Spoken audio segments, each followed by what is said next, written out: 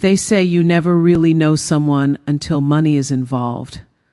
I learned that lesson on Christmas Eve when my daughter-in-law locked me out of the house I'd been secretly paying for. The snow was falling in thick white sheets, and I stood on that porch in my red wool coat, suitcase at my feet, watching through the frosted window as Caroline laughed with her mother about finally getting rid of the interfering old woman. What she didn't know was that tomorrow morning the wire transfer would reverse, and by tomorrow afternoon she'd discover exactly who owned the roof over her entitled head. But I'm getting ahead of myself. Let me tell you how a widow with a checkbook and too much faith in family ended up homeless on Christmas, and how I turned that humiliation into the most satisfying holiday season of my life. Where are you watching from today? Drop your location in the comments below and hit that like and subscribe button, because this story is going to take you on a journey you won't forget. My name is Eleanor Hartwell, and 6 months ago I made what I thought was a generous decision. My son Michael called me on a Tuesday evening in June, his voice carrying that particular strain that meant he needed something expensive. "Mom, I have incredible news. Caroline and I found our dream house. I'd been organizing my late husband's study, sorting through 25 years of financial documents and memories. Robert had been gone for 3 years, but his presence still filled every corner of our Beacon Hill brownstone." "That's wonderful, sweetheart. Tell me about it." "It's in Wellesley. 5 bedrooms, 3.5 baths, original hardwood floors throughout. There's this beautiful sunroom that Caroline has already decorated in her mind, and the backyard is big enough for the kids we're planning to have." I smiled, setting aside the stack of stock certificates I'd been reviewing. My husband and I had built a comfortable life through careful investments and his successful medical practice. Michael was our only child, and I'd spent the 3 years since Robert's death trying to figure out how to honor my husband's memory while supporting our son's future. "It sounds perfect. When do you close?" "Well, that's the thing. We need to close in 30 days, and our financing fell through. The sellers have another offer, but they're giving us first right of refusal if we can match their terms." "How much are we talking about?" $750,000. The silence stretched between us for several seconds. "Michael, that's a substantial amount. I know it sounds like a lot, but Mom, this house is an investment. Property values in Wellesley have been climbing steadily. In 5 years, it'll be worth over $1 million easily." I walked to the window overlooking our garden, where Robert had spent countless weekend mornings tending his roses. "What happened with your financing?" "Caroline's student loans are higher than we thought, and my income alone doesn't qualify us for the mortgage amount we need. We have $50,000 for a down payment, but the bank wants 20% down plus closing costs. That's another $100,000. "Michael, have you and Caroline discussed waiting, saving more money, building up your credit?" "Mom, please, we can't wait. Caroline's parents have already told their friends we're buying in Wellesley. If we back out now, it'll be humiliating for her family." I closed my eyes, recognizing the familiar pattern. My son had always been more concerned with appearances than I liked, a trait that had intensified since he married Caroline 2 years earlier. Her family came from old Boston money, the kind that showed up in society pages and country club memberships, though I'd learned through careful observation that their actual liquid assets were far less impressive than their carefully maintained image. "What about Caroline's family? Can't they help with the down payment?" "They've already done so much, helping us with the wedding and setting us up with the right social connections. I can't ask them for money too, but you can ask me." It came out sharper than I intended. Michael was quiet for a moment. "You're my mother. It's different. Is it? Or is it just easier to take from someone you think won't say no?" "Michael, I love you more than anything in this world, but I need you to understand something. Money has a way of changing relationships. If I give you this $100,000, it needs to be a loan with clear repayment terms, not a gift that breeds resentment later. We'll pay you back, I promise. Once my practice grows and Caroline's career takes off, we'll have plenty of money. Your father and I spent 30 years building our financial security. We didn't do it by spending money we didn't have on houses we couldn't afford." The conversation ended badly. with Michael accusing me of not wanting him to be happy and me suggesting he couldn't be happy with anything less than what Caroline's family would approve of. We didn't speak for 3 days. Then Caroline called. "Mrs. Hartwell, this is Caroline. I hope I'm not intruding." I settled into Robert's leather chair, the one that still smelled faintly of his cologne. "Hello, Caroline. How are you?" "I'm well, thank you. Listen, I wanted to call because I think there's been a misunderstanding about the house situation. Michael told me you had concerns about helping us financially. I have concerns about enabling financial decisions that might not be in your best interest. Mrs. Hartwell, I appreciate your perspective, but I think you should know that my family has offered to provide the down payment funds if you're uncomfortable helping." My grip tightened on the phone. "Then why isn't your family providing them?" "Because Michael is too proud to accept charity from my parents, but apparently not too proud to accept it from his mother." The silence that followed was heavy with unspoken tensions. "Mrs. Hartwell, I'm going to be direct with you. Michael and I are building a life together, and we need to establish ourselves in the right community with the right people. This house in Wellesley puts us exactly where we need to be for Michael's medical career and my work in nonprofit development. We're not asking you to fund our lifestyle. We're asking you to invest in our future. And when Michael's practice is thriving and we're hosting the kind of dinner parties that lead to board positions and charitable connections, you'll see that this was the right decision." There was something in her tone that bothered me, a calculated quality that suggested this conversation had been carefully rehearsed. But I looked at my husband's photograph on the desk and thought about how much he'd loved Michael, how he'd worked countless extra shifts to pay for the best schools and opportunities. What would Robert do? I already knew the answer. "Let me think about this and get back to you," I told Caroline, and spent the next 48 hours reviewing my financial situation with my advisor, Thomas Chen. Thomas had managed our investments for 15 years and knew better than anyone the careful balance between generosity and wisdom. "Eleanor, I'm going to give you my professional opinion, and then I'm going to give you my personal opinion," Thomas said, leaning back in his chair at his downtown office. "Professionally, loaning your son $100,000 for a house he can't afford is a terrible idea. The fact that his wife is pressuring him to accept money from you rather than her own family suggests some interesting dynamics at play. And personally," Thomas smiled gently, "personally, I think you're going to give him the money anyway because you're his mother and you can't help yourself. But if you do, let me structure it properly so you have some protection." Over the next week, Thomas helped me create a loan agreement with clear terms. Michael and Caroline would repay me $50,000 within 5 years at 3% interest, well below market rates. The other $50,000 would be a gift to help them establish their home. But here's where Thomas added what he called insurance. We structured the transaction so that I was actually purchasing a 50% ownership stake in the property.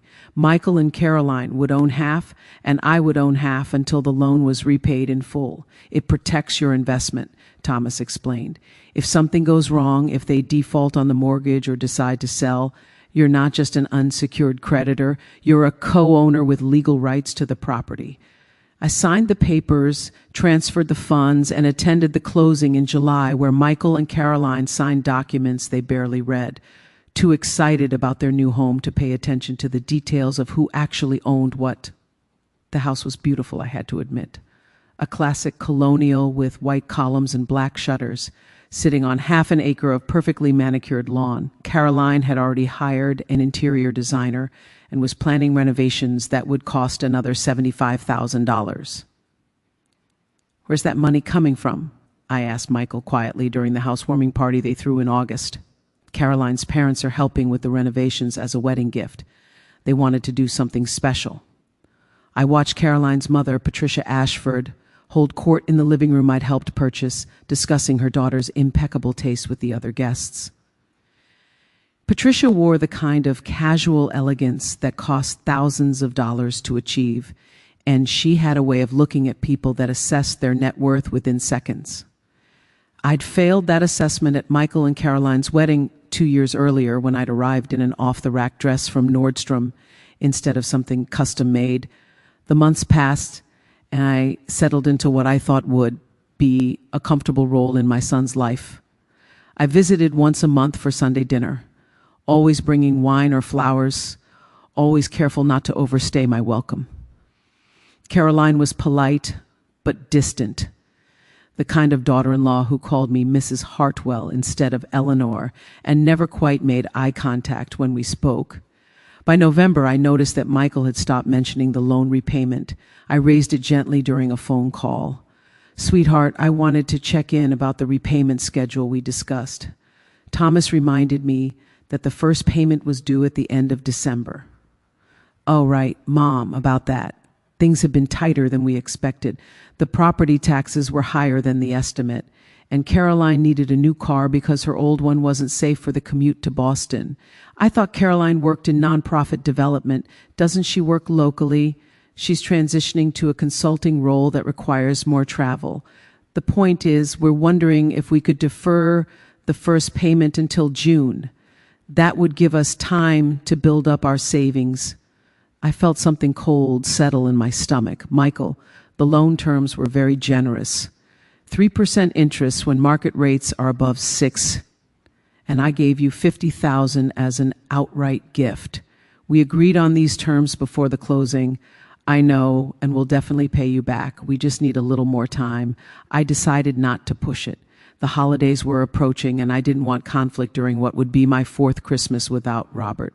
Besides, 6 months wasn't unreasonable if they were genuinely struggling with unexpected expenses.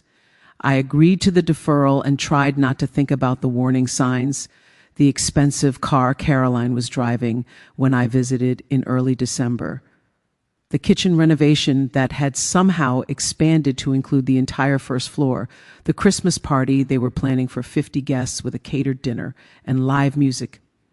That Christmas party invitation arrived in mid-December, an embossed card with gold lettering that probably cost $5 each to print. "Michael and Carol, Aunt Hartwell requests the pleasure of your company for a holiday celebration. Black tie optional." I called Michael immediately.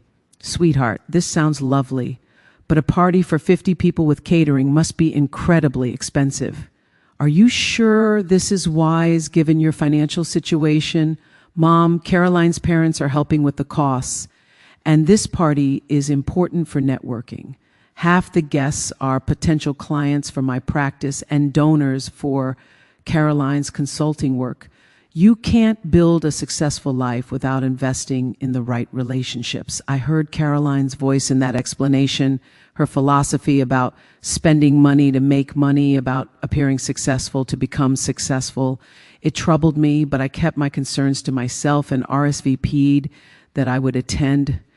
The party was scheduled for December 22nd, but on December 20th, Michael called with a request that should have warned me what was coming. "Mom, I need to ask you something, and I want you to know it's not my idea. Caroline thinks it would be better if you didn't come to the Christmas party."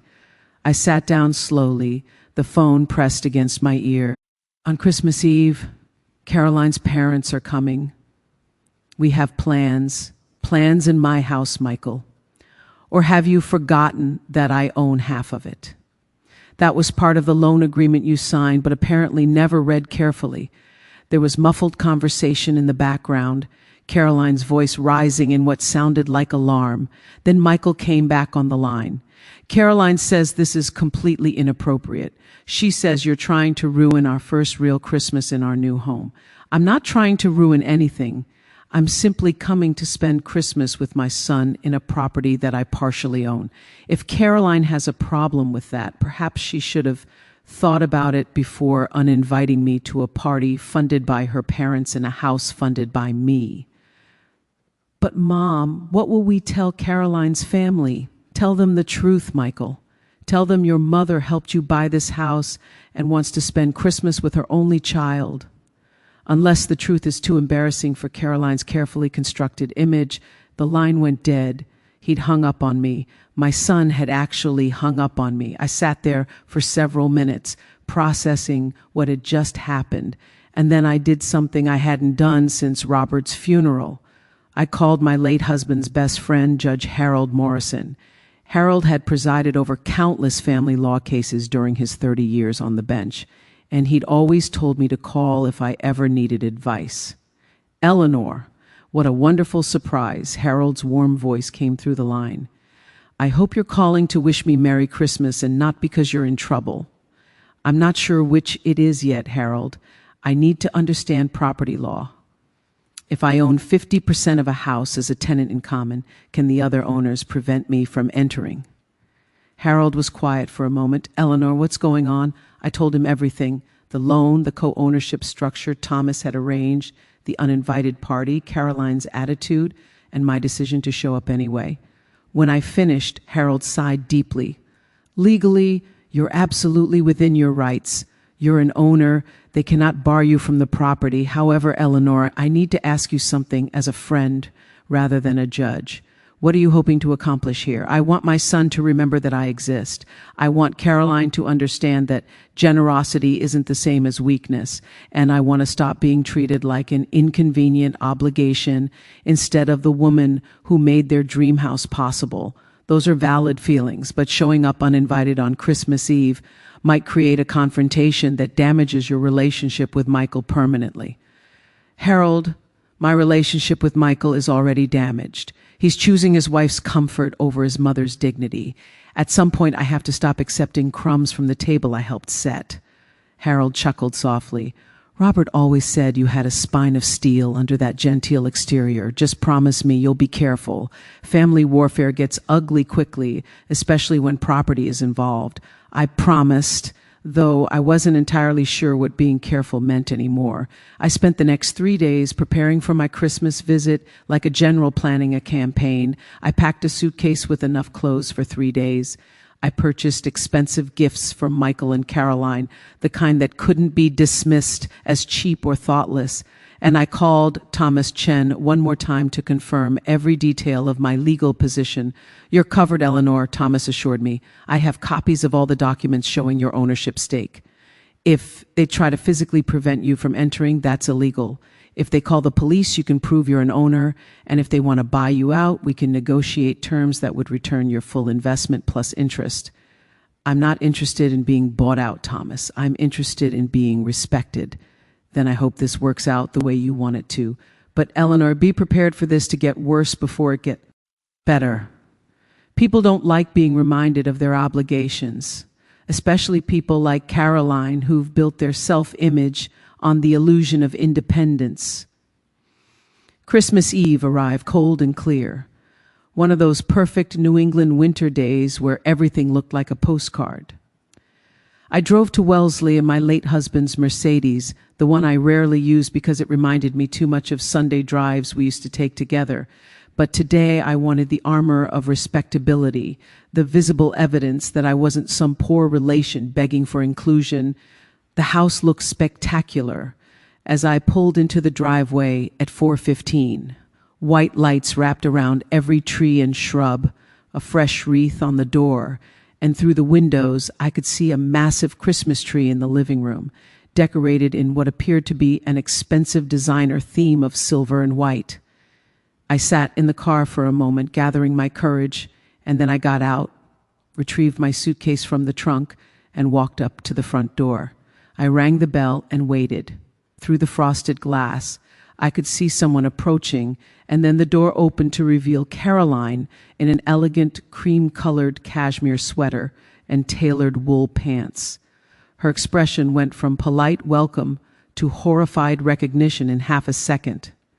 "Mrs. Hartwell, what are you doing here? Merry Christmas, Caroline. I'm here to spend the holiday with my family. We discussed this. You're not invited. I don't need an invitation to enter a house I own." Her face flushed with anger. "Michael told you not to come. My son doesn't get to bar me from property I legally own. Now, are you going to let me in, or are we going to have this conversation on the porch where your neighbors can hear?" For a moment, I thought she might actually try to physically block my entrance. But then Michael appeared behind her, his face a mixture of embarrassment and resignation. "Mom, please. This isn't the time. This is exactly the time, Michael. It's Christmas Eve, and I'm not spending another holiday alone while you pretend I don't exist." I stepped forward, and Caroline had no choice but to move aside. I walked into the foyer of the house my money had purchased, setting my suitcase down on the marble floor that my money had helped pay for, and looked around at the expensive renovations that had somehow taken priority over repaying me. The house was even more beautiful than I remembered. The first floor had been completely redone with custom millwork, designer light fixtures, and what appeared to be hand-painted wallpaper in the dining room. Every surface gleamed with the kind of perfection that required a small army of housekeepers and decorators. "How much did all this cost?" I asked quietly. "That's none of your business," Caroline snapped. "Actually, since I own 50% of this property, every renovation that affects the value is very much my business. Did you get my approval before making structural changes?" Michael stepped between us, his hands raised in a placating gesture. "Mom, can we please not do this right now? Caroline's parents are arriving in 2 hours for Christmas Eve dinner. This is their first time seeing the finished renovations. I'm sure Patricia and Richard will be very impressed by what their daughter accomplished with my money." Michael flinched, and Caroline's eyes narrowed dangerously. "Your money, Mrs. Hartwell?" "I was under the impression you'd given Michael a gift to help him purchase a home, a gift and a loan, which he seems to have forgotten about. And the gift didn't include funding tens of thousands of dollars in unnecessary renovations while deferring the loan payments. Those renovations were necessary," Caroline said coldly. "This house was outdated and needed significant work to meet our standards, your standards or your mother's standards, because I noticed that none of these expensive upgrades were mentioned when Michael asked me for money. He specifically said you needed help with the Dow, end payment and closing costs, not a complete first-floor renovation." "That's enough." Michael's voice was louder than I'd ever heard it. "Mom, I'm asking you nicely. Please leave. We can discuss this after the holidays." I turned to my son, this man I'd raised alone after his father died, who'd cried in my arms when he didn't get into his first-choice college, who'd asked me to help him pick out Caroline's engagement ring, who'd promised me that marriage wouldn't change our relationship. And I saw a stranger, someone who'd learned to value his wife's approval more than his mother's dignity, someone who'd forgotten that love isn't supposed to come with a price tag and a repayment schedule. "I'm not leaving, Michael. I'm exercising my legal right to occupy property I own during the holidays. If you want me gone, you'll have to physically remove me, which I strongly advise against since I have Judge Harold Morrison on speed dial and he's already briefed on the situation." The color drained from Michael's face. "You called Harold Morrison?" "I called a family friend who happens to be a retired judge, yes. I wanted to make sure I understood my legal rights before coming here. And Harold confirmed what I already knew. You cannot prevent me from entering property I own. You cannot call the police to remove me because I'm not trespassing. And if you try to force me out, I can sue you for illegal eviction." Caroline made a sound somewhere between a gasp and a shriek. "This is insane. You can't just move in here because you helped with the down payment." "I didn't just help with the down payment, Caroline. I provided $100,000, 50 as a loan, and 50 as what I thought was a gift to help my son start his family. But more importantly, the loan was structured so that I own 50% of this property until it's repaid in full. Your husband signed those documents at closing. Perhaps you should ask him why he never mentioned that detail to you." I watched the realization dawn on Caroline's face, saw her turn slowly to Michael with an expression that could have frozen fire. "You told me your mother gave us money for the down payment. You never said anything about her owning half the house." Michael's voice was barely a whisper. "I didn't think it mattered. The loan was supposed to be temporary. We were going to pay her back quickly and then she'd sign over her share." "You didn't think it mattered that your mother is a co-owner of our home?" "Michael, do you have any idea what this means? My parents are coming here tonight. They think we bought this house ourselves. What am I supposed to tell them now?" "Tell them the truth," I suggested. "Tell them that your husband needed financial help from his mother because your family's old money appearance doesn't translate to actual liquid assets available for helping your children. The look Caroline gave me could have stripped paint. How dare you? How dare I what? Point out that your family's country club memberships and society connections didn't come with a willingness to help you buy a house? I'm not the one who should be embarrassed here, Caroline. I helped my son when his in-laws apparently couldn't or wouldn't. Mrs. Hartwell, my parents helped us plenty. They funded our wedding, introduced Michael to important contacts for his medical practice, and they're the ones paying for these renovations.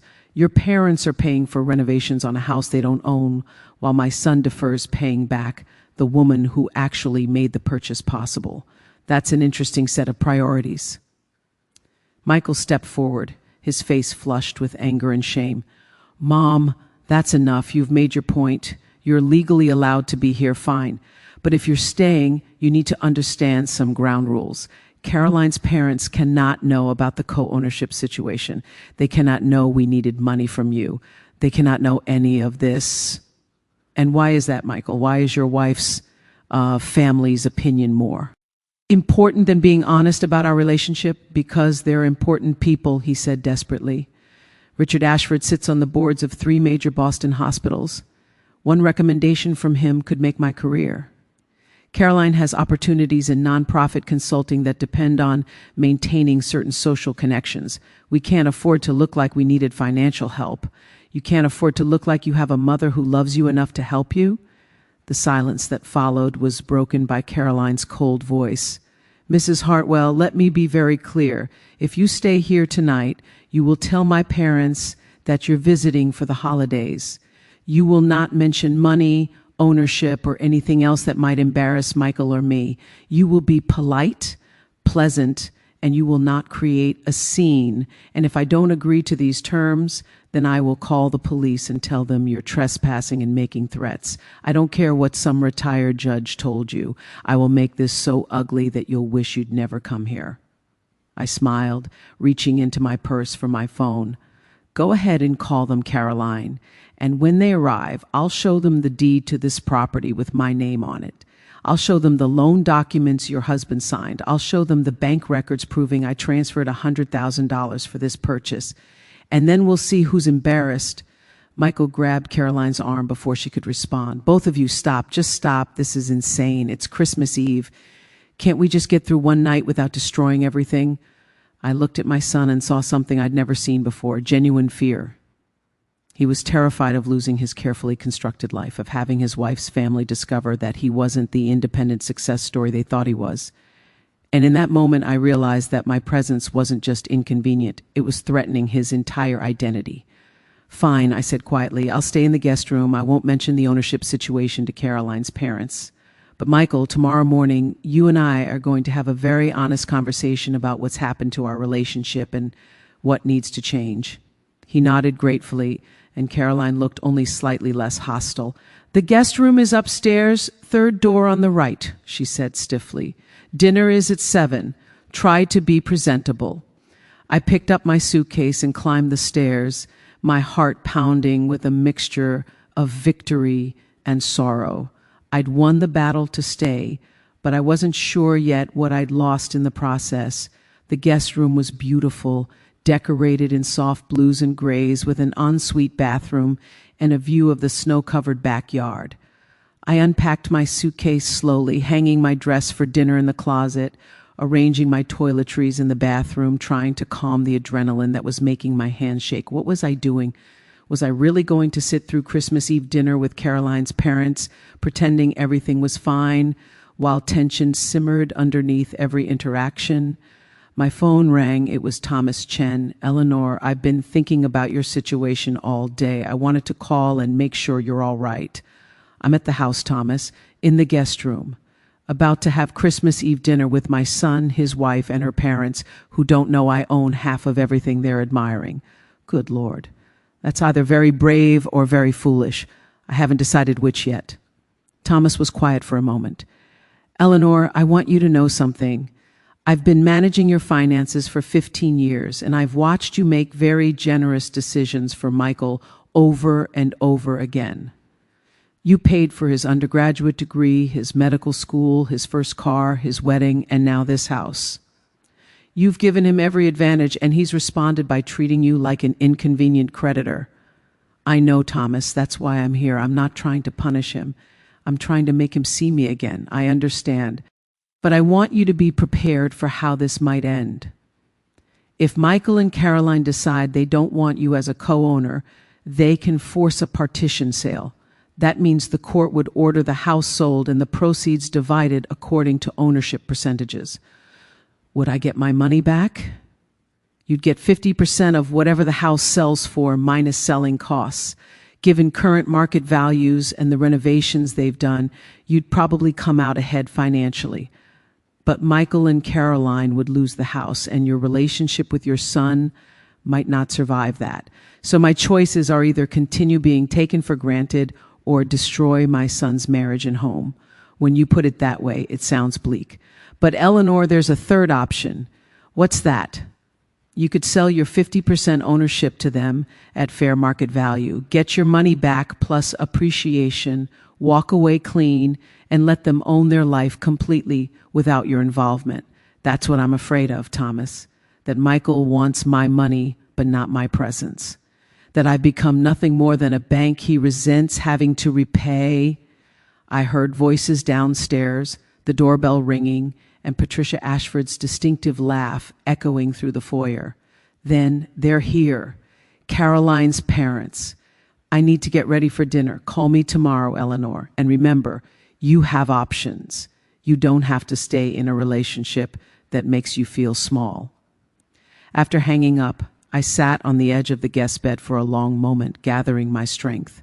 Then I stood, checked my appearance in the mirror, applied fresh lipstick, and prepared to perform the role of the pleasant, unobtrusive mother-in-law, at least for tonight. Downstairs, I could hear Patricia Ashford exclaiming over the renovations.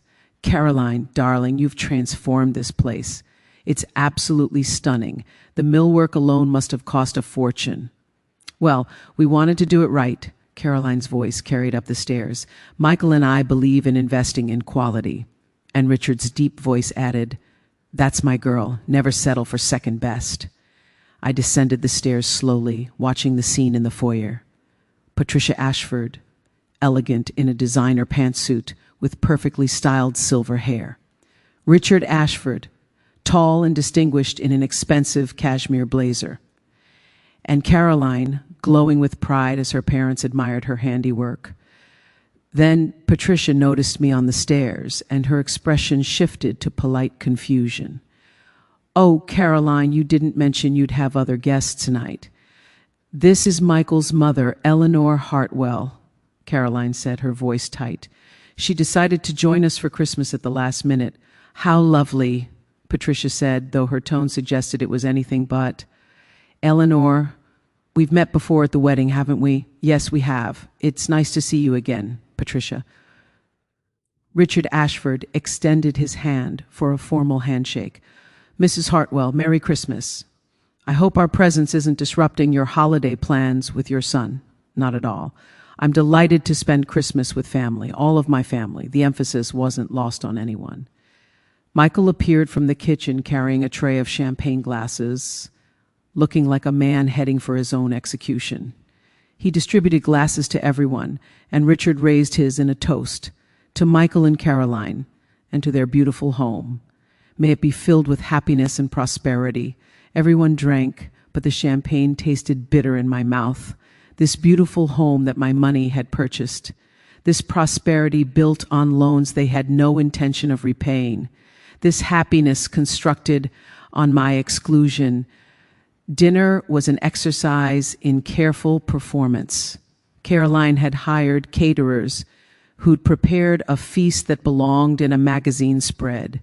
Roasted duck with cherry reduction, truffle mashed potatoes, Brussels sprouts with pancetta, and a winter salad with pomegranate seeds that looked almost too beautiful to eat. The dining room table gleamed with crystal and china, candlelight reflecting off surfaces that spoke of money and taste. Patricia dominated the conversation, discussing their upcoming trip to St. Bart's, the charity gala she was chairing in February, and the various social obligations that filled their calendar. Richard talked about his hospital board meetings and the new wing being built at Mass General. Michael contributed where appropriate, discussing his growing medical practice and the patients he was helping, and Caroline played the perfect hostess, attentive and gracious, making sure everyone's wine glass stayed full. I remained mostly quiet, responding when spoken to directly, but otherwise observing the dynamics at play. What struck me most was how Caroline's parents never asked about me. They didn't inquire about my life, my interests, or how I was managing since Robert's death. I was simply Michael's mother, a placeholder role that required acknowledgement, but not actual engagement.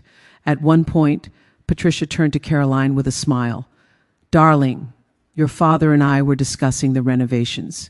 We're so pleased with how everything turned out. You have such an eye for design." "Thank you, Mother. I worked with Marcus Chen from Boston Design Collective. He really understood the vision." "Marcus Chen is brilliant," Patricia agreed, "though I imagine his services weren't cheap." "Worth every penny," Caroline said. "This house needed significant work to reach its potential. We couldn't possibly entertain properly without bringing it up to standard." Richard nodded approvingly. "That's exactly right. When you're building a life in a community like Wellesley, your home makes a statement about who you are. People judge you by your surroundings, whether we like it or not. I couldn't help myself." "And what statement does it make when that home is funded by family loans rather than personal success?" The silence that fell over the table was absolute. Every fork stopped mid-movement. Every wine glass paused halfway to lips. Patricia's eyes narrowed as she looked at me with new interest.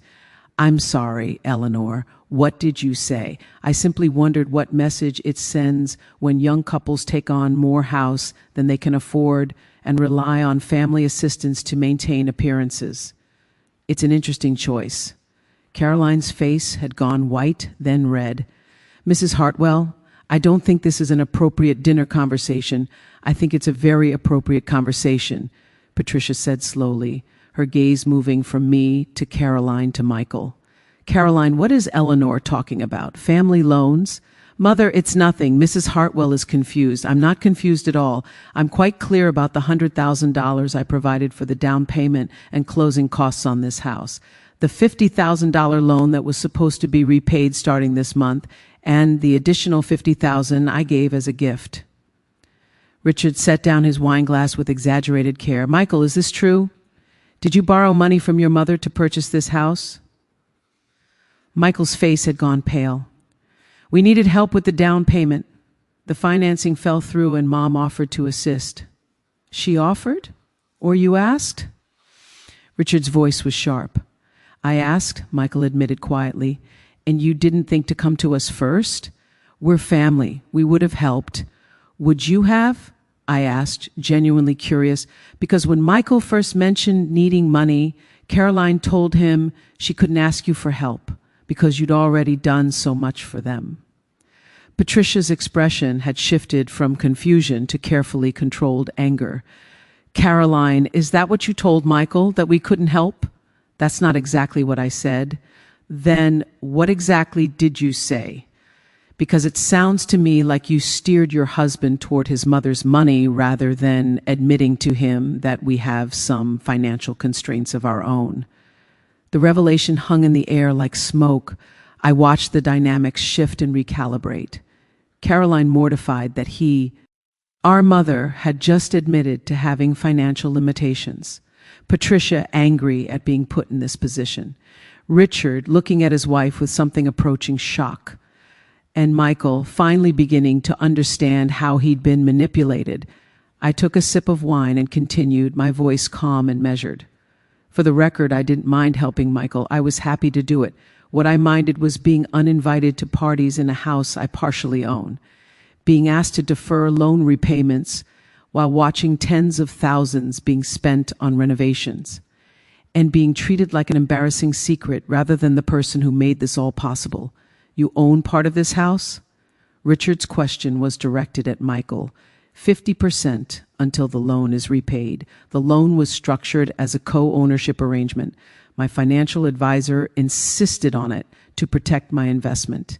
And you didn't disclose this to Caroline's family. Richard's voice had gone cold. Michael shook his head miserably. Caroline didn't want anyone to know we'd needed help. She said it would look bad for my career if people knew I couldn't afford the house on my own. Patricia stood abruptly, her chair scraping against the hardwood floor. Caroline Elizabeth Ashford, I would like to speak with you in the kitchen, now. Caroline looked like she wanted to refuse, but her mother's expression left no room for argument. They disappeared into the kitchen, and I could hear raised voices, though not distinct words. Richard turned to Michael with an expression of profound disappointment. Do you have any idea what you've done? You've not only borrowed money under false pretenses, you've damaged your relationship with your mother and put your wife in an impossible position. Sir, I didn't mean for any of this to happen. I just wanted to give Caroline the life she deserved. The life she deserved or the life she demanded? Because from where I'm sitting, your wife has very expensive tastes funded by other people's money. My son, to his credit, didn't defend her. He simply sat there, his head in his hands, the weight of his choices finally becoming clear. I spoke quietly. Richard, I don't want to destroy Michael's marriage or this family's Christmas, but I do need my son to understand that respect and gratitude aren't optional, even when accepting help from family, especially when accepting help from family. Richard nodded slowly. Eleanor, I apologize. We should have asked more questions about how Michael was financing this purchase. If we'd known, perhaps we could have prevented this situation. Or perhaps Caroline would have insisted you stay out of it, just like she did with Michael. Your daughter has a talent for spending other people's money while maintaining the illusion that she doesn't need anyone. The kitchen door opened, and Patricia emerged, looking shaken. Caroline followed, her eyes red from crying. Patricia sat down and addressed the table with the formal tone of someone making an official announcement. It has come to my attention that Caroline may have misrepresented certain facts to Michael regarding our family's financial situation. She led him to believe we couldn't help with the house purchase, when in fact, we simply chose not to because we thought he should be more financially independent. The careful phrasing wasn't lost on anyone. She was admitting her daughter had lied while also suggesting it was for Michael's own good. Richard cleared his throat. Patricia, I think we need to be more direct. Caroline, did you deliberately steer Michael away from asking us for money so that you could maintain control over his relationship with his mother? Caroline's voice was barely audible. I thought if his mother provided the money, she'd be invested in our success. I thought she'd want to help us beyond just the initial down payment. And did you think she'd be so grateful to be included in your life that she wouldn't expect repayment or respect? Patricia's question cut through the pretense. Caroline started crying harder, and I almost felt sorry for her. Almost. I stood, placing my napkin on the table. I think I'll retire to the guest room and let you all discuss this as a family. Eleanor, wait, Richard said. Please sit down. This conversation involves you, and you deserve to be part of it. I sat back down, and Richard continued. It's clear that mistakes have been made on multiple sides. Caroline misled Michael about our family's willingness to help. Michael accepted money from you without being fully transparent with his wife about the terms. And we, Patricia and I, failed to ask the right questions about how our daughter and son-in-law were financing such an expensive purchase. The question now is, how do we move forward from here? I looked at Michael, who was staring at his plate like it might provide answers. What I want is simple. I want my son to acknowledge that I helped him not to control him, but because I love him. I want Caroline to understand that generosity deserves gratitude, not resentment. And I want to be included in my son's life as his mother, not hidden away like some shameful secret. Is that really why you came here tonight? Caroline's voice was challenging despite her tears. To humiliate us in front of my parents? I came here because I was uninvited to a party in a house I own, and I refused to spend another Christmas alone while my son pretended I didn't exist. If that resulted in uncomfortable truths coming to light, perhaps those truths needed to be exposed. Michael finally spoke, his voice heavy with emotion. "Mom, I'm sorry. I'm so sorry for all of it. For taking your money and resenting you for it. For letting Caroline dictate our relationship. For forgetting that you're alone now without Dad. And instead of including you in our life, I've been pushing you away." The apology hung in the air, genuine and painful. But apologies, I'd learned, were only the beginning of change, not the end of conflict. Patricia stood again, this time with purpose. "Eleanor, I propose something. Richard and I will reimburse you the $100,000 you provided for this house. We'll purchase your 50% ownership stake, which will free you from any financial entanglement with Michael and Caroline. You'll get your money back. They'll own their home outright, and everyone can move forward without this hanging over the relationship." It was a neat solution, I had to admit. Clean, financially sensible, and completely missing the point. "I appreciate the offer, Patricia, but I'm not interested in being bought out. This isn't about the money. It never was." "Then what is it about?" Caroline demanded. "Because from where I'm sitting, you've gotten exactly what you wanted. You forced your way into our home, exposed our private financial arrangements, and humiliated us in front of my parents. What more do you want from us?" "I want my son back." The words came out quieter than I intended, but they carried across the silent dining room with perfect clarity. "I want the relationship we had before you decided I was an obstacle instead of an asset. I want to be invited to holidays and celebrations, not as an afterthought, but as family. I want Michael to call me because he wants to talk to his mother, not because he needs something." I looked directly at Caroline. "And I want you to understand that I'm not your enemy. I could have been your ally, your friend, even a second mother if you'd let me. But instead, you saw me as competition for Michael's loyalty and my money as leverage to use against me." "That's not fair," Caroline protested weakly.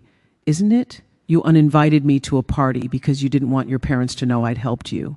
You convinced Michael to defer loan payments while spending a fortune on renovations. You've systematically excluded me from your lives while simultaneously benefiting from my generosity. If that's not using someone, I don't know what is." Richard cleared his throat, drawing everyone's attention. "Eleanor makes valid points. Caroline, I'm deeply disappointed in how you've handled this situation. Michael, I'm disappointed in you as well for allowing it. Patricia and I raised you better than this, Caroline. We taught you that accepting help comes with responsibilities, and one of those responsibilities is gratitude. Mother, I am grateful. Then show it. Apologize to Eleanor properly, not because you're embarrassed or because we're forcing you, but because you genuinely understand that you've treated her poorly." Caroline looked at me for a long moment, and I could see the internal struggle playing out across her face, pride warring with pragmatism, resentment fighting against necessity. Finally, she spoke. "Mrs. Hartwell, I apologize. You've been generous with us, and I've repaid that generosity with exclusion and disrespect. I convinced myself that I was protecting Michael's independence, but I was really protecting my own image. I didn't want people to know we needed help because it made me feel like a failure. And I took that insecurity out on you. It was the most honest thing I'd heard her say since I arrived. Not perfect, still self-focused, but genuine enough that I could accept it. Thank you, Caroline. I appreciate your honesty." She nodded, wiping her eyes with her napkin. Patricia reached over and squeezed her daughter's hand, a gesture of support despite her disappointment. Michael turned to me with tears in his eyes. "Mom, I don't know how to fix this. I don't know how to make up for pushing you away and making you feel like you weren't important to me, because you are important. You're the most important person in my life besides Caroline, and I should have made sure you knew that. You can start by being honest with me going forward. No more hiding financial decisions or excluding me from important events because Caroline's afraid of what people will think. I'm your mother, not a liability. I promise. No more secrets. And the loan? Richard asked. What are the repayment terms? $50,000 at 3% interest over 5 years. The first payment was due this month, but Michael asked to defer it until June. I looked at my son. I'm willing to stick with those terms if you're serious about repaying it. But Michael, if you can't afford both the loan payments and Caroline's renovation projects, you need to make choices about priorities. We'll make the payments, Michael said firmly, starting in June like we agreed, and no more renovations until the loan is paid off. Caroline opened her mouth as if to protest, then closed it again. She looked at her mother, who gave a slight shake of her head. The message was clear. This wasn't the time to fight about decorating budgets. The tension in the room had shifted from hostile to merely uncomfortable. Patricia stood and began clearing plates, and I rose to help her. In the kitchen, she turned to me with an expression I couldn't quite read. Eleanor, I owe you an apology as well. I've been dismissive of you since the wedding, treating you like you weren't quite up to our family's standards. That was wrong of me. Your family's standards seem to involve a great deal of appearance management and not much substance, I said, perhaps more bluntly than necessary. Patricia surprised me by laughing. You're not wrong. Richard and I have spent 30 years maintaining an image of success that's always been more fragile than we let on. We come from money that's mostly gone, and we've been scrambling to maintain the lifestyle we grew up with. It's exhausting and ultimately hollow, but it's the only life we know how to live. That's sad, Patricia, truly, because all that effort to appear wealthy has cost you something more valuable than money. It's cost you authenticity. She was quiet for a moment, loading the dishwasher with hands that shook slightly. My mother used to say that trying to keep up appearances was like trying to hold water in your hands. The harder you grasp, the more slips through your fingers. I think I finally understand what she meant.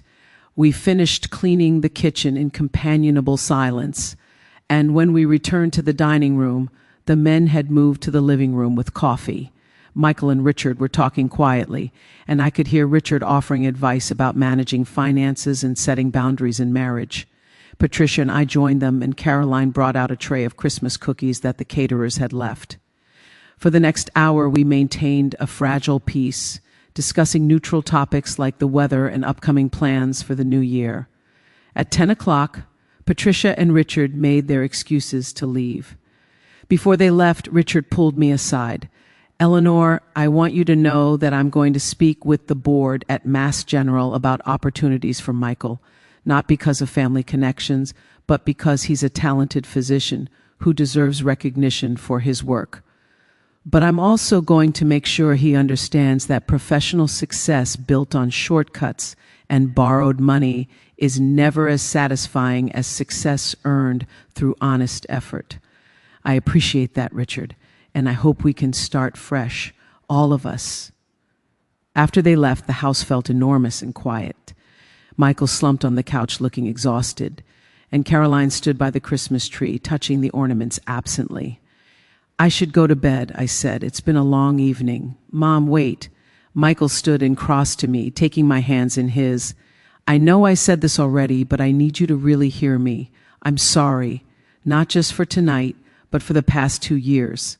I let Caroline's insecurities become my priorities, and I forgot that you sacrificed everything to raise me alone after Dad died. You worked 2 jobs to pay for my education. You sat through every baseball game and school play. You held me when I cried about not getting into Harvard, and when I finally became successful enough to support myself. Instead of including you in that success, I pushed you away because acknowledging your help made me feel like less of a man. I squeezed his hands, tears running down my face. Michael, I never wanted you to feel obligated to me. I helped you because that's what mothers do. We give everything we have to help our children succeed. But sweetheart, success means nothing if you lose yourself in the process of achieving it. I know that now, and I want to do better. I want you to be part of our lives, really part of them, not just at holidays or when we need something, but all the time. Sunday dinners, random phone calls, advice about life. I want my mom back. Caroline spoke from her position by the tree, her voice small and uncertain. Mrs. Hartwell, I want that too. I know I haven't made you feel welcome, but I'd like to try to change that if you're willing to give me another chance. I looked at this young woman who'd called me Mrs. Hartwell for 2 years instead of Eleanor, who'd seen me as competition instead of family, and I recognized something of myself in her. The fear of not being enough, the desperate need to appear successful, the belief that accepting help was the same as admitting failure. All right, I said, we'll try. But Caroline, it has to be genuine. I can't be hidden away when it's convenient and trotted out when you need something. I understand. And Mrs. Hartwell, would it be all right if I called you Eleanor? I smiled. I'd like that very much. We stood there, the three of us, in a living room decorated with expensive taste and funded by complicated finances, and for the first time in 2 years, I felt like I might actually have a family again. I excused myself and climbed the stairs to the guest room, exhausted but oddly hopeful. Perhaps this Christmas disaster would turn out to be a gift after all, the gift of honesty and the chance to rebuild on a foundation of truth instead of pretense. I changed into my nightgown and was about to turn off the light when my phone rang. It was Thomas Chen.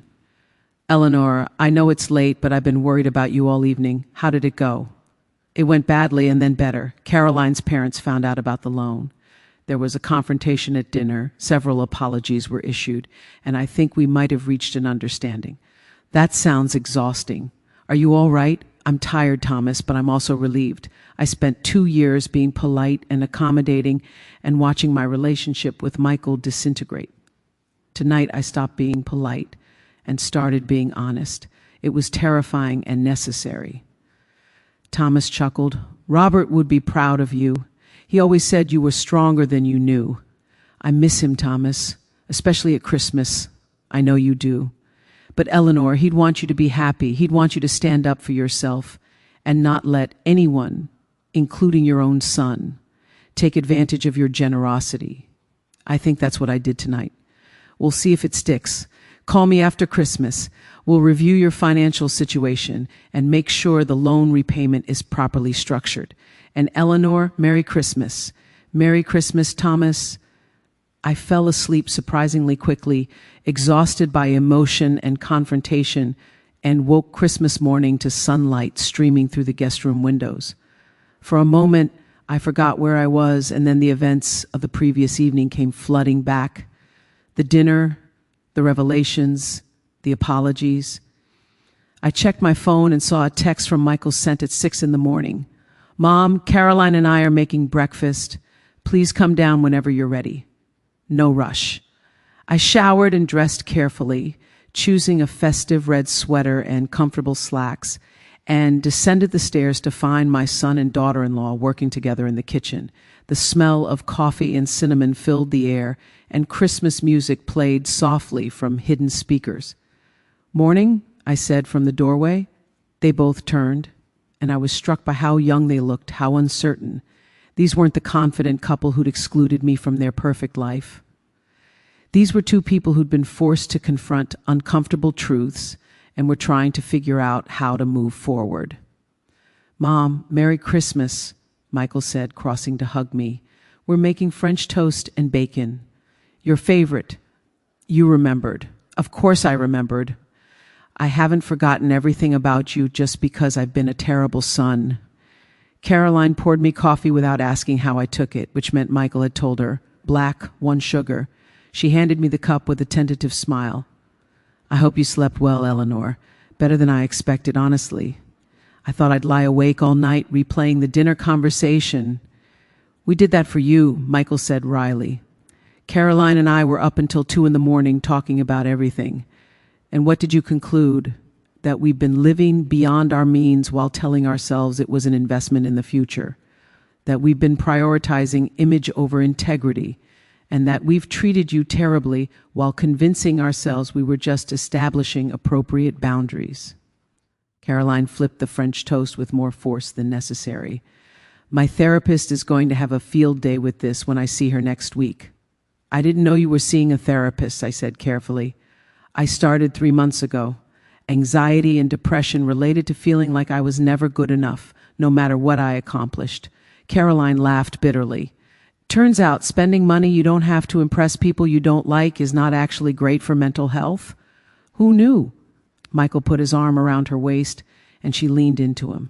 They were a united front now, facing their problems together instead of deflecting blame onto me. It was progress. We ate breakfast together at the kitchen island, a much more casual and honest meal than last night's formal dinner. Michael told me about his practice, the patients he was helping, the procedures he was learning to perfo. Caroline talked about her nonprofit consulting work, admitting that it was more volunteer coordination than actual consulting, and that she'd been exaggerating her responsibilities to make herself sound more impressive. I appreciate your honesty, I told her, both of you. I know it's not easy to admit when you've made mistakes. It's harder to keep pretending everything is fine when it's clearly not, Michael said. Mom, I want to show you something. He pulled out a notebook and opened it to a page covered in his handwriting. Numbers, calculations, budgets. I stayed up after Caroline fell asleep and worked out our actual financial situation. It's not pretty. He walked me through it, his medical practice income, Caroline's modest consulting fees, their mortgage payment, property taxes, car payments, insurance, utilities, and the credit card debt they'd accumulated funding their lifestyle. When he finished, I understood exactly how precarious their situation was. You're spending almost everything you make just to maintain this house and your lifestyle. There's nothing left for savings or emergencies or loan repayments, which is why we've decided to make some changes, Caroline said. We're going to sell my car and get something more affordable. We're canceling the country club membership we can't afford and never use. We're cutting back on eating out and entertainment. And we're not doing any more renovations or home improvements until we've paid you back and built up an emergency fund. These are good steps, I said carefully, but they're going to be hard to maintain. You're both used to a certain lifestyle. I know.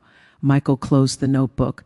But Mom, last night when you said you wanted your son back, I realized I don't even know who that son is anymore. I've been playing a role, pretending to be the successful doctor with the perfect house and the perfect wife and the perfect life.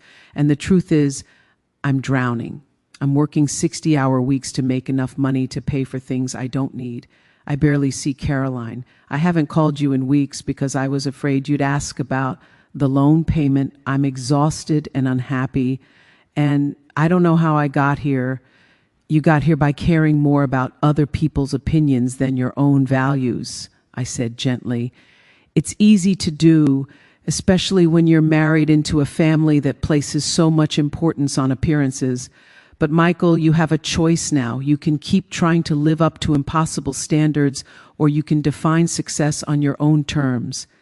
Caroline spoke quietly. My parents are going to be disappointed when we tell them about the changes we're making, canceling the country club membership especially.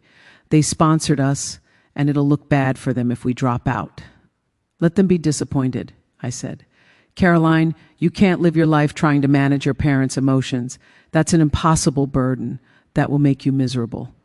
Believe me, I know.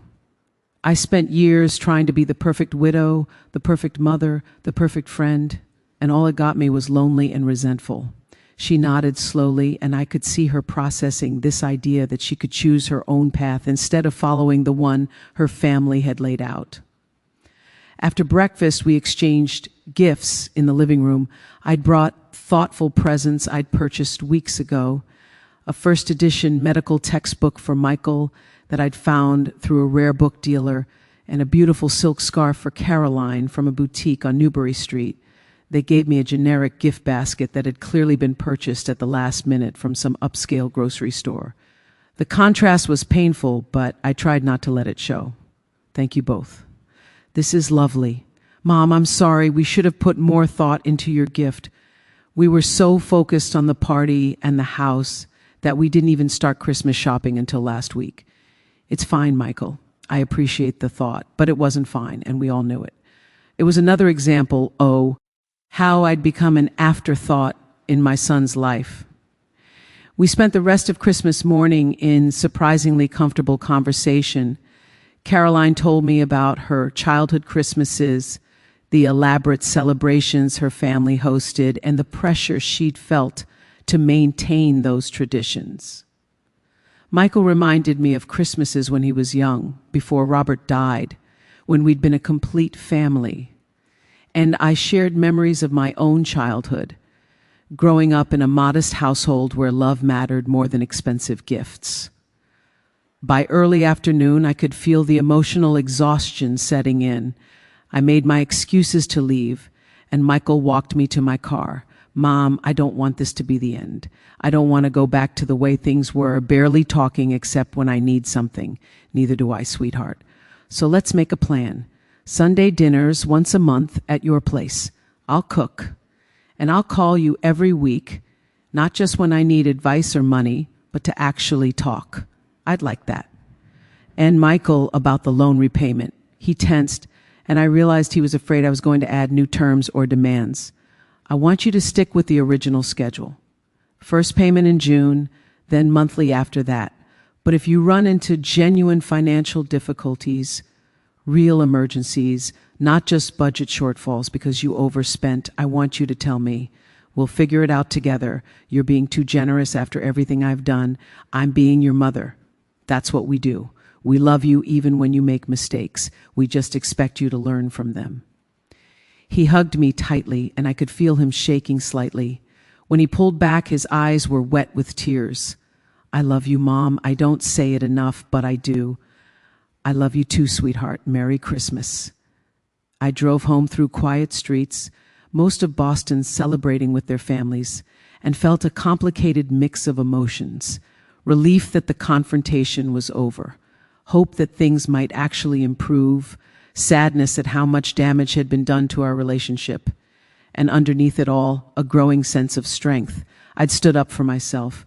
I'd refused to be excluded from my son's life. I'd spoken difficult truths and demanded respect. It hadn't been pretty, but it had been necessary. Back at my Beacon Hill brownstone, I made myself a cup of tea and sat in Robert's study, looking at his photograph. Well, I said to his image, I made quite a scene at Christmas dinner. You would have handled it more diplomatically, but I think you'd understand why I did it. The house felt empty, as it always did since his death, but somehow less lonely than it had been. I'd reclaimed something important last night, not just my financial investment in Michael's house, but my right to be part of his life on terms that honored my worth. My phone buzzed with a text from Harold Morrison. Eleanor, I hope you survived Christmas at the Wellesley house. Call me when you have time. I want to hear how it went. Another text came from Thomas Chen. Merry Christmas, Eleanor. Thinking of you today and hoping things worked out with Michael. And then, surprisingly, a text from Patricia Ashford. Eleanor, thank you for your honesty last night. It was uncomfortable, but necessary. Richard and I would like to have lunch with you in the new year. We think we got off on the wrong foot, and we'd like to try again. I responded to all three messages, grateful for the friends and allies who'd supported me through this difficult situation. Then I opened my laptop and began drafting an email to Michael and Caroline. I wanted to put our new agreement in writing, not because I didn't trust their verbal promises, but because clarity prevented future misunderstandings. I outlined the loan repayment schedule, the terms of my co-ownership, and the circumstances under which I'd consider selling them my 50% stake at fair market value. But I also included something I hadn't mentioned in person. I proposed that once the loan was fully repaid and they owned the house outright, I would give them an additional $50,000 as a true gift with no strings attached, a reward for honoring their commitments and rebuilding our relationship. I sent the email and then spent the rest of Christmas Day in quiet reflection. I reread old letters Robert had written me during our courtship, looked through photo albums of Michael's childhood, and allowed myself to feel the grief I'd been pushing aside for 3 years. Grief for my husband, for the relationship I'd lost with my son, and for the version of myself who had been so desperate for connection that she'd accepted crumbs instead of demanding the full meal. That evening, Michael called. "Mom, I got your email. The $50,000 gift at the end, you don't have to do that." "I know I don't have to. I want to. But Michael, you have to earn it by following through on your commitments. This isn't a guaranteed gift. It's an incentive to do what you've promised." "I understand." "And Mom, I showed Caroline the email. She cried. She said she doesn't deserve your generosity after how she's treated you. None of us deserve the grace we're given, sweetheart. We just have to be worthy of it going forward." The week between Christmas and New Year passed quietly. I spent time with friends, attended a concert at Symphony Hall, and began planning a trip to Italy I'd been postponing since Robert's death. I'd spent 3 years in a holding pattern, afraid to move forward with my life, afraid to demand more from my relationships. But Christmas Eve had shaken something loose inside me, and I was ready to start living again instead of just existing. On New Year's Eve, Michael and Caroline invited me to their house for dinner. Just the three of us, no parents, no pressure, no pretense. Caroline cooked, not as elaborately as the catered Christmas Eve dinner, but with her own hands. Roast chicken, vegetables, a simple salad. We ate in the kitchen instead of the formal dining room, and the conversation flowed more naturally than it had in years. Over dessert, Caroline said something that surprised me. "Eleanor, I've been thinking about what you said on Christmas, about how I saw you as competition instead of family. And I realized you were right. My mother always compared me to other people, always pushed me to be better than everyone else. So when Michael talked about you, about how strong you were and how much you'd sacrificed for him, I felt threatened, like I could never measure up to this perfect mother who'd done everything right. I'm far from perfect, Caroline. I made plenty of mistakes raising Michael. There were times I was overprotective, times I pushed too hard, times I prioritized my own need to feel needed over what was actually best for him. But I loved him, and I tried my best. That's all any of us can do." She nodded, and I could see her processing this idea that perfection wasn't the goal, that good enough was actually good enough. Michael raised his glass to new beginnings and honest relationships. We clinked glasses and toasted, and I felt a genuine warmth toward both of them. They were flawed, as all of us are, but they were trying. That counted for something. As midnight approached, we moved to the living room to watch the ball drop on television. When the countdown began, I felt unexpectedly emotional. A new year, a chance to do things differently, an opportunity to be bolder and braver and less willing to settle for relationships that diminished me. "Happy New Year," we all said as the clock struck midnight, and I meant it more than I had in years. I stayed over that night, and in the morning, Michael made me breakfast before I drove home. As I was leaving, Caroline stopped me at the door. "Eleanor, I want you to know that I'm going to work on this, on being the kind of daughter-in-law you deserve. I know I can't undo the past 2 years, but I can make sure the next 2 years are different. I'd like that very much, Caroline, and I want you to know that I'm here if you need me, not as a bank or an obligation, but as family." She hugged me, awkwardly at first, and then with genuine warmth, and I drove home feeling more hopeful than I had in months. January brought changes, some visible and some subtle. Michael called every Sunday evening, and we talked for an hour about everything and nothing, his patients, my book club, upcoming plans, random thoughts, the conversations we should have been having all along. Caroline sent me text messages with photos of recipes she was trying, books she was reading, thoughts she was having, small gestures that showed I was on her mind, that I was part of her life. Patricia Ashford and I had lunch at a quiet restaurant in Back Bay, and she surprised me by being candid about her family's financial situation. Richard and I have been living beyond our means for years, Eleanor.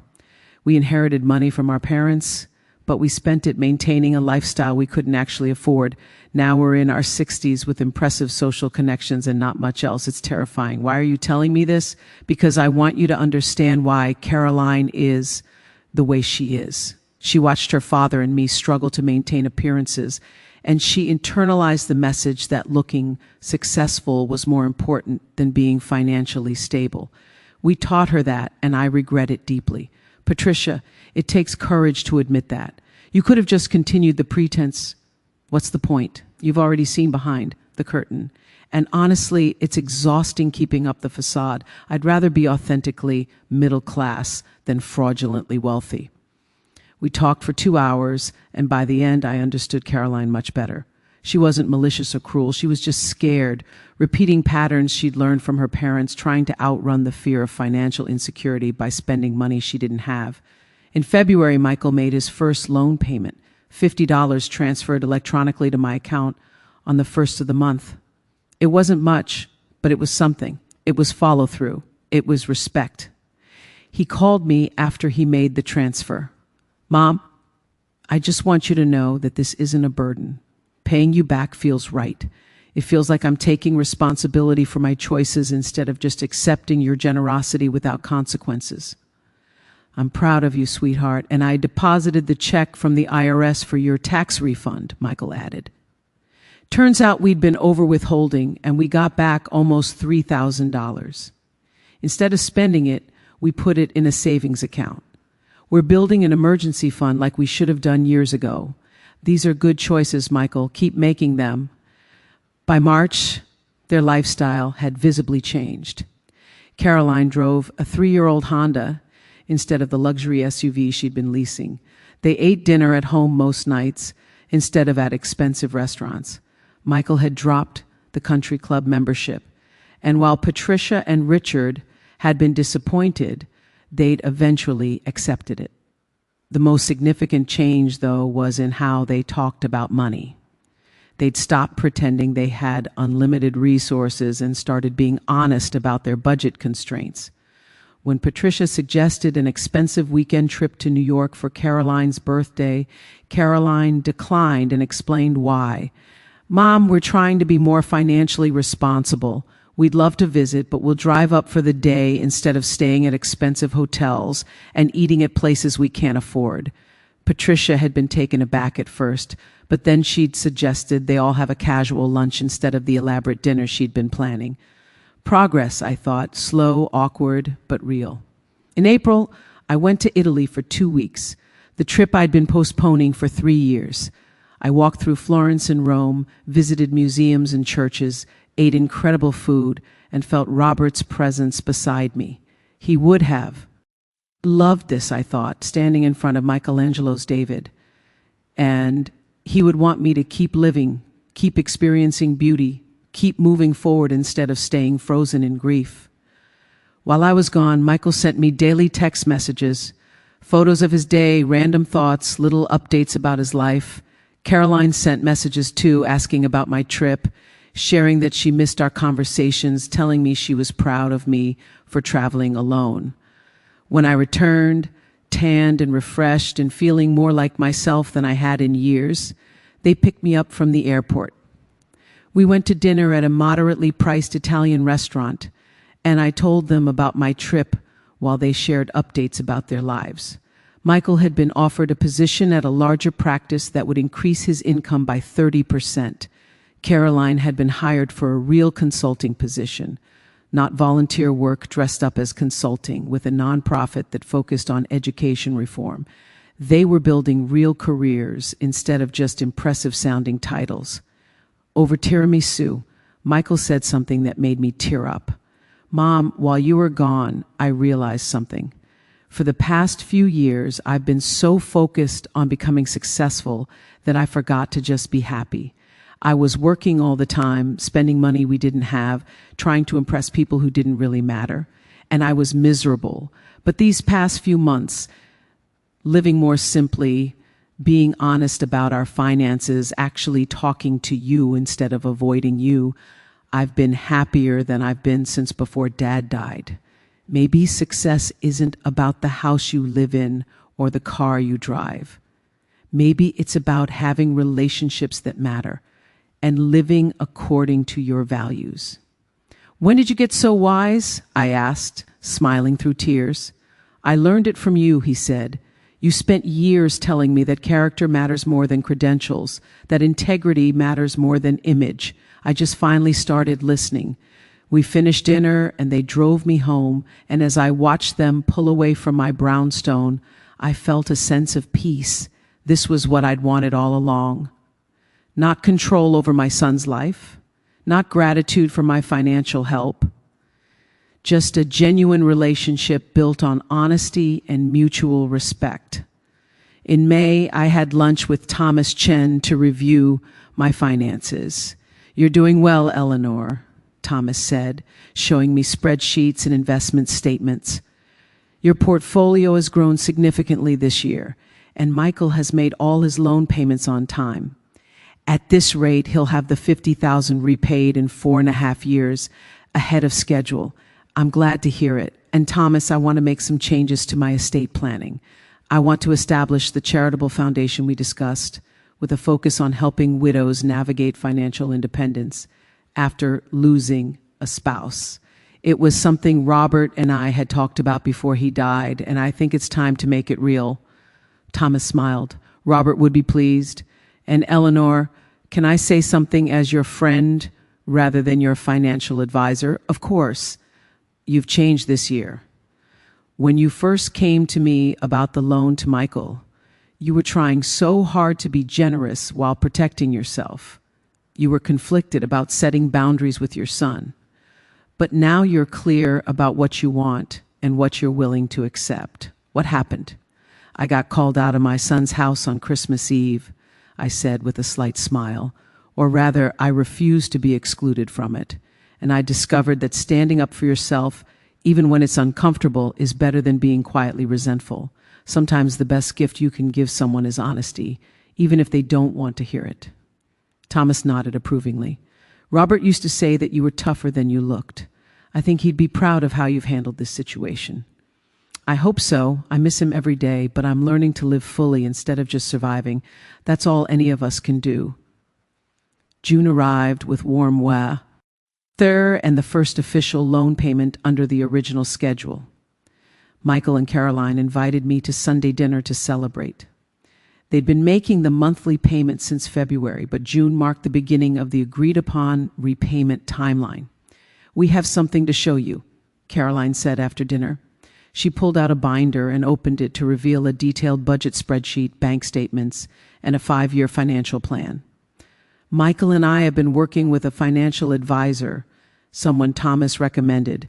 We've restructured our debt, created a realistic budget, and we're on track to have your loan repaid in 4 years instead of 5. I was impressed despite myself. This level of planning and discipline was exactly what they'd needed all along. That's wonderful. How does it feel to have control of your finances instead of feeling controlled by them? Terrifying and liberating at the same time, Michael admitted. We had to face some hard truths about our spending habits and our priorities. But Mom, for the first time since we bought this house, I feel like we actually own it instead of it owning us.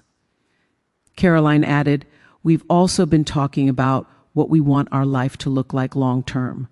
And we've realized that a lot of the things we thought we wanted, the fancy cars, the expensive vacations, the designer clothes, those were really about seeking approval from people whose opinions don't actually matter.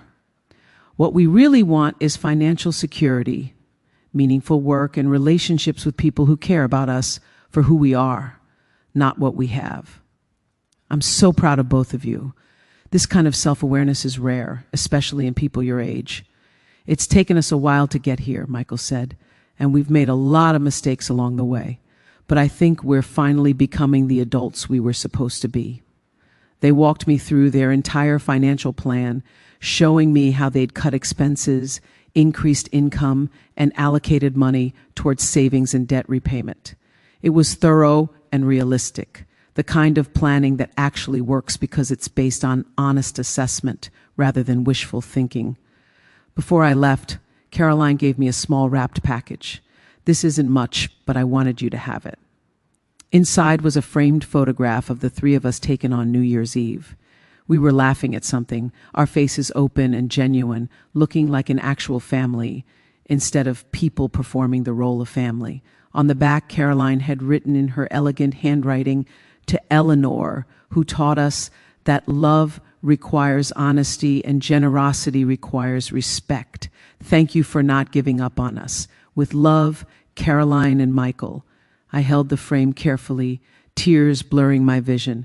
"This means more to me than you know. We love you, Eleanor," Caroline said simply, "and we're grateful for your patience while we figured out how to show it properly." The summer passed peacefully. I attended medical conferences with Michael, helped Caroline prepare for presentations, and slowly built the kind of relationship with my daughter-in-law that I'd always hoped for. She called me when she needed advice, invited me to lunch just because, and started referring to me as her mother-in-law with pride instead of reluctance.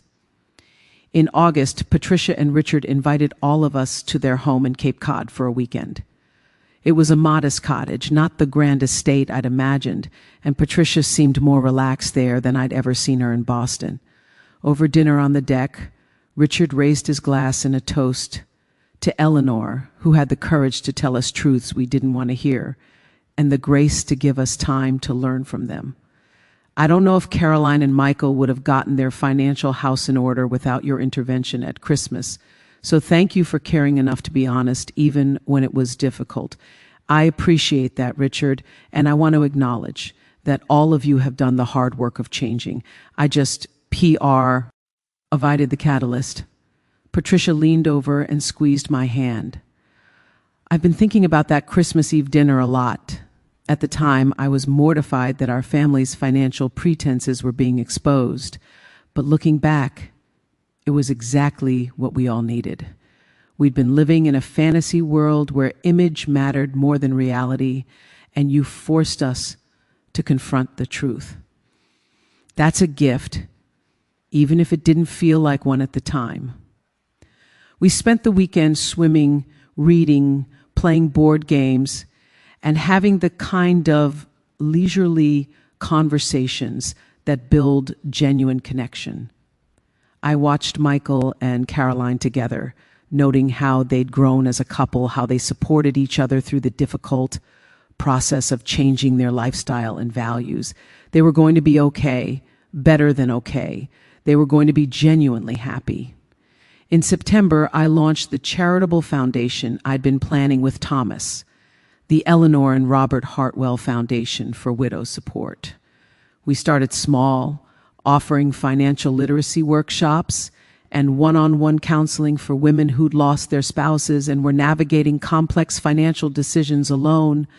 Michael and Caroline both volunteered their time, Michael providing medical perspective on healthcare decisions, and Caroline using her nonprofit experience to help with program development. Working together on something meaningful deepened our relationship in ways that purely social interaction never could. At the foundation's first fundraising event in October, Michael gave a speech that made me cry.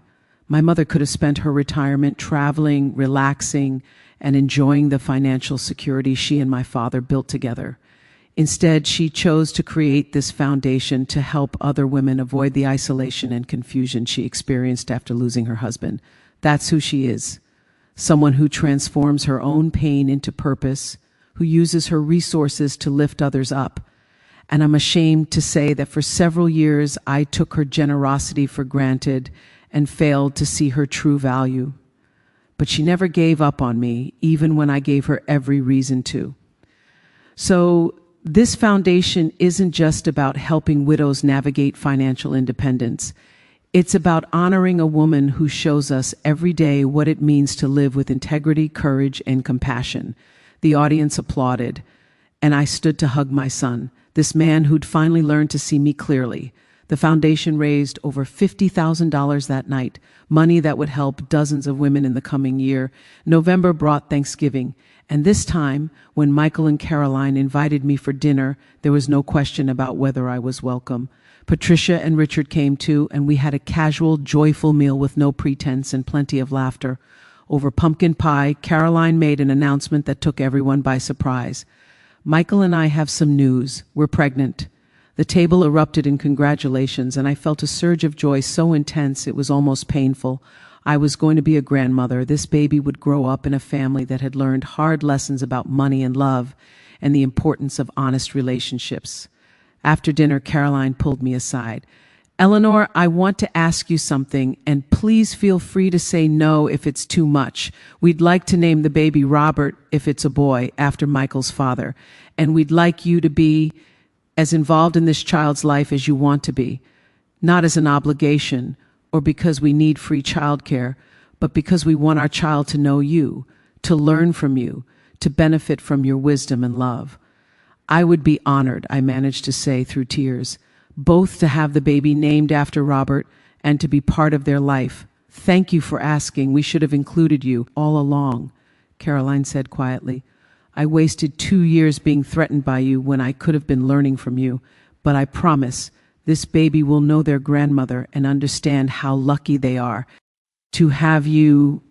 December arrived, and with it came the anniversary of that fateful Christmas Eve when I'd stood on the porch with my suitcase, refused entry to a house I partially owned. A year had passed and everything had changed. Michael and Caroline had made 12 consecutive loan payments, built a substantial emergency fund, and completely transformed their relationship with money. More importantly, they transformed their relationship with me. We were family now, genuinely and without pretense. On Christmas Eve, exactly 1 year after the confrontation that had reshaped our family, we gathered again at the Wellesley house. But this time, I was the guest of honor, not an unwelcome intruder. Patricia and Richard came too, and together we prepared a meal that was delicious without being ostentatious, meaningful without being expensive. Before dinner, Michael stood and raised his glass. 1 year ago tonight, I made the worst mistake of my life. I told my mother she wasn't welcome in this house, a house she'd made possible through her generosity. I was so concerned with appearances and so afraid of being judged that I forgot what actually mattered: family, honesty, respect, love. He turned to me with tears in his eyes. Mom, this past year has been the hardest and the best year of my life. Hard because Caroline and I had to face uncomfortable truths about ourselves and make difficult changes. But the best because we got you back, really got you back, not as a source of financial support, but as the mother I should have appreciated all along. So thank you. Thank you for not giving up on me. Thank you for having the courage to confront us when we needed it. And thank you for showing me what real strength looks like. Caroline stood as well, placing her hand on her growing belly. Eleanor, when I first met you, I saw you as an obstacle to the life I thought I wanted. A life built on impressive addresses, expensive possessions, and the approval of people who barely knew us. I was so busy trying to look successful that I didn't realize I was becoming someone I didn't even like, someone who could uninvite her mother-in-law to a party in a house that mother-in-law had helped purchase, someone who could lock you out on Christmas Eve and laugh about it with my mother. I'm ashamed of that person, and I'm grateful you cared enough about Michael to refuse to accept that treatment. You taught me that boundaries aren't about controlling other people. They're about respecting yourself enough to demand respect from others. And you taught me that real family shows up even when it's uncomfortable, even when it's not convenient, even when it requires difficult conversations. This baby is going to be so lucky to have you as a grandmother. Patricia dabbed at her eyes with her napkin. Eleanor, Richard, and I owe you an apology as well.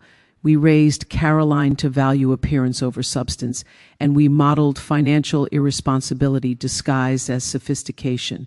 When you exposed those patterns at last year's Christmas dinner, we were angry, but you were right. And this past year, watching Caroline and Michael become more authentic, more grounded, more genuinely happy, we've realized what we lost by prioritizing image over integrity. Richard nodded in agreement. We've made some changes ourselves. We've downsized our lifestyle, been honest with friends about our actual financial situation, and discovered that the people who mattered didn't care about our money. They cared about us. So thank you for being the catalyst for change, not just in Michael and Caroline's life, but in ours as well. I stood, my own glass raised, looking around at this family that had been broken and was now healing. A year ago, I stood on this porch in the snow, locked out of a house I'd helped purchase, wondering how my relationship with my son had deteriorated so completely. I was hurt and angry and determined to make a point about respect and boundaries, but I didn't anticipate what would come from that confrontation.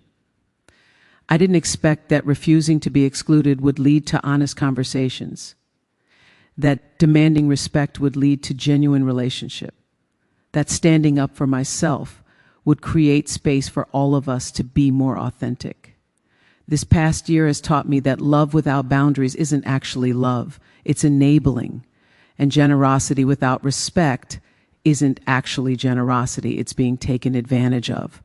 But when love includes honest communication and generosity is met with genuine gratitude, beautiful things can happen. Families can heal. People can grow. Relationships can become what they were always meant to be. I looked at Michael, my son, who'd learned to see me clearly, at Caroline, my daughter-in-law, who'd become a friend, at Patricia and Richard, who'd let go of pretense and found something more valuable. So here's to the hard conversations, to the uncomfortable truths, to the courage it takes to change, and to families that choose authenticity over appearance, substance over image, and honest love over comfortable lies. We drank, and then we sat down to a meal that tasted better than any expensive catered dinner because it was seasoned with genuine affection and hard-won respect. After dinner, Michael handed me an envelope. "Mom, this is from Caroline and me. Don't open it until you get home." Inside the envelope was a check for $25,000 and a letter written in Michael's handwriting. "Dear Mom, enclosed is payment for half the remaining loan balance. We've been saving aggressively, and with my new position and Caroline S. consulting income, we're able to accelerate the repayment schedule. We should have the rest paid off by next summer, 2 years ahead of the original timeline. But more than the money, we want you to know what this year has meant to us. You taught us that financial responsibility isn't about deprivation, it's about aligning your spending with your values. You taught us that relationships require honesty, even when honesty is uncomfortable. You taught us that love means showing up, speaking truth, and refusing to accept less than you deserve. We're better people because of you. Better spouses, better adults, and we're going to be better parents because of the example you have set. When this baby arrives in May, we want you to be as involved as you want to be, not as a babysitter or a source of financial support, but as a grandmother who has wisdom to share and love to give. We want our child to know the woman who taught us what real strength looks like, the woman who stood on our porch in the snow and refused to be excluded, the woman who loved us enough to demand better from us. Thank you, Mom, for everything, for raising me alone after Dad died, for sacrificing so much to give me opportunities, for helping us buy this house even when we didn't deserve your generosity, and most of all, for not giving up on us when we gave you every reason to. We love you more than words can express.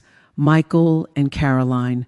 I folded the letter carefully and tucked it back in the envelope along with the check, my hands trembling slightly. This was what I'd wanted all along. Not the money, though the accelerated repayment was certainly welcome, but the acknowledgement, the understanding, the genuine appreciation for who I was and what I'd done. The evening continued with games and laughter, and around 10 o'clock I prepared to leave.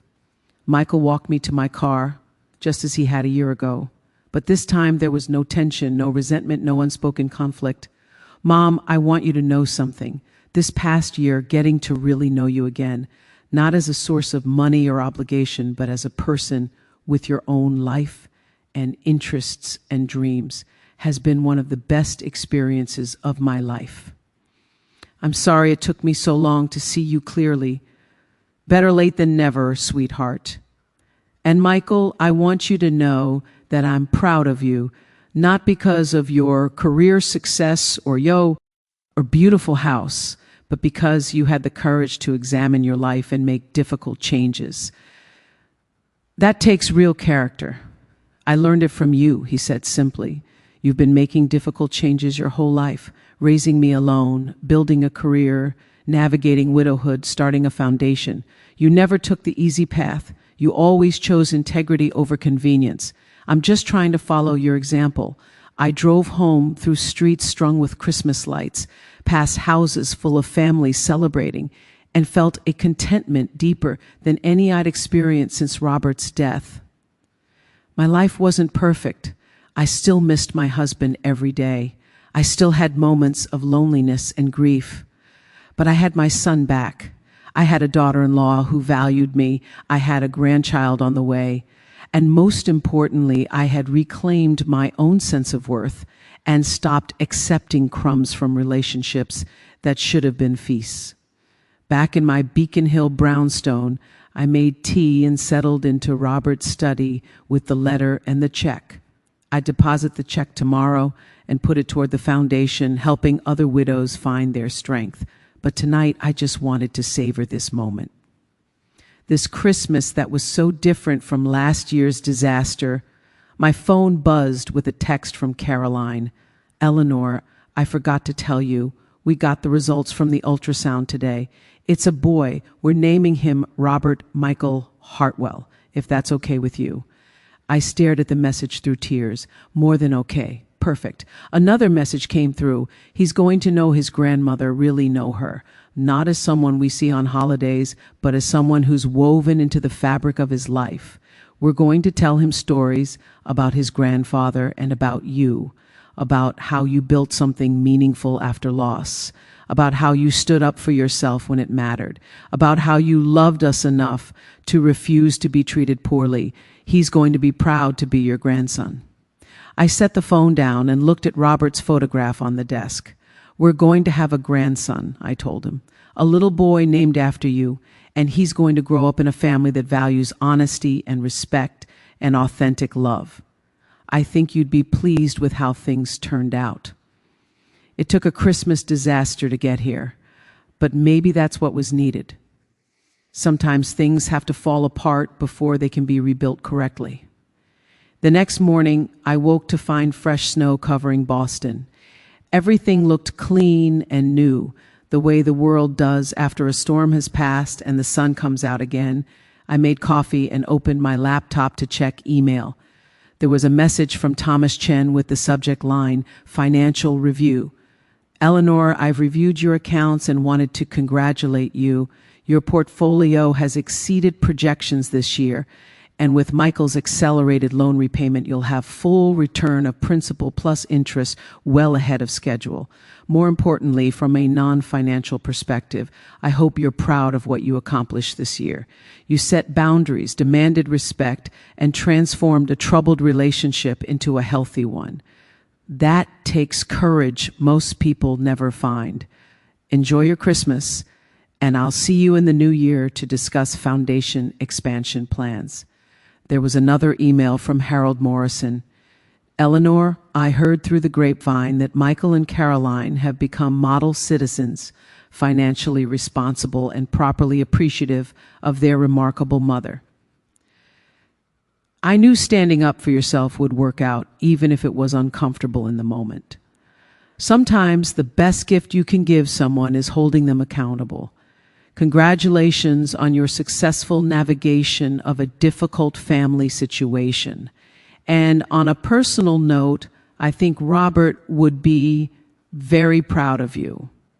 The doorbell rang, interrupting my reading. I opened it to find a delivery person holding an enormous bouquet of winter flowers, white roses and evergreen branches, and silver ribbons. The card read, to Eleanor, who showed us what real strength looks like. Merry Christmas from your family. Michael, Caroline, Patricia, and Richard. I set the flowers on the dining room table and stepped back to admire them. They were beautiful, but more than that, they were a symbol. A year ago, I'd been locked out in the snow. Now I was family, genuinely included, properly valued.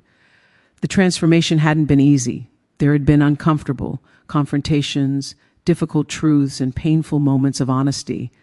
But it had been worth it. Every awkward conversation, every boundary I'd set, every time I'd refused to accept less than I deserved, had led to this moment, to genuine relationships built on respect rather than obligation, to love expressed through honesty rather than hidden behind politeness, to a family that had broken and healed stronger than before. I spent Christmas Day alone, by choice this time rather than by exclusion, and it felt different. I wasn't lonely. I was peacefully solitary, which is an entirely different thing. I read, I listened to music, I worked on foundation plans, and I called friends to wish them Merry Christmas. In the evening, Michael called with Caroline on speakerphone. "We're sitting here in the nursery," Caroline said. "We just finished painting it, pale blue with white trim, very classic, and we hung a photograph of your wedding to Robert. We want baby Robert to grow up knowing his grandfather through pictures and stories. That's wonderful. What else are you planning for the room?" Michael described their choices: practical furniture rather than expensive designer pieces, handmade decorations rather than costly nursery collections. They were preparing for their son the way parents should, with love and careful planning, rather than showing off wealth they didn't have. "Mom," Michael said, "I've been thinking about what you said last Christmas, about how generosity deserves gratitude and love requires boundaries. I want to teach those lessons to my son. I want him to grow up understanding that accepting help doesn't make you weak, but taking advantage of people's generosity does. I want him to know that respect isn't about appearances or social status. It's about treating people with dignity regardless of what they can do for you. Then he'll be a remarkable young man, just like his father is becoming." We talked for another hour, and when we finally hung up, I felt that deep satisfaction that comes from knowing you've influenced someone's life in meaningful ways. Not through money, though that had been part of the story, but through example, through standing firm, through refusing to accept less than I deserved. The week between Christmas and New Year's, I spent time organizing my thoughts and planning for the year ahead. The foundation was growing. My relationship with Michael was stronger than it had been in years. I had a grandchild coming, and I had reclaimed my own sense of purpose and worth. On New Year's Eve, I attended a small dinner party hosted by friends from my book club. At midnight, when everyone raised their glasses to toast the new year, I thought about everything that had changed since that snowy Christmas Eve when I'd stood on Michael's porch, refusing to be excluded. I'd learned that love without respect isn't really love. That generosity without gratitude breeds resentment. That standing up for yourself, even when it's uncomfortable, is essential to maintaining your dignity in your relationships. And I'd learned that sometimes the greatest gift you can give someone is the refusal to enable their worst behavior, not out of cruelty, but out of love. Because real love demands growth, requires honesty, and insists on mutual respect. As the clock struck midnight and my friends cheered, I raised my glass not just to the new year, but to the new version of myself I'd discovered. The woman who'd been there all along, buried under years of trying to be convenient, ying to be undemanding, trying to be whatever everyone else needed instead of being fully herself. That woman was gone now. In her place stood someone stronger, clearer, more authentic, someone who knew her worth and refused to settle for less, someone who understood that being a good mother didn't mean accepting mistreatment from her child, someone who had the courage to walk away from relationships that diminished her and the wisdom to rebuild them on better foundations. Happy New Year to me. The months that followed brought a rhythm and richness to my life that I hadn't experienced in years. The foundation expanded, helping over 100 widows navigate financial independence. In its first full year of operation, Michael's medical practice thrived, not because of social connections, but because of his genuine skill and dedication to his patients. Caroline's consulting work grew as well, and she discovered a real talent for nonprofit management that had nothing to do with her family name. In March, they made the final loan payment 2 full years ahead of schedule. When I received the wire transfer notification, I called Michael immediately. "Sweetheart, you've paid off the entire loan. That's incredible. We wanted to do it before the baby arrives," he said. "Caroline and I talked about it, and we realized that starting this new chapter of our lives debt-free to you was important, not just financially, but symbolically. We wanted to prove to ourselves and to you that we could follow through on our commitments. I'm so proud of you both. And Michael, there's something I want to discuss. The $50,000 gift I promised when the loan was repaid, I'd like to give it to you in a specific way." He was quiet, listening. "I'd like to establish a college fund for baby Robert. $50,000 invested now will grow substantially by the time he's 18. It'll give him opportunities without making him entitled. It'll be a gift that keeps giving. Mom, that's incredibly generous.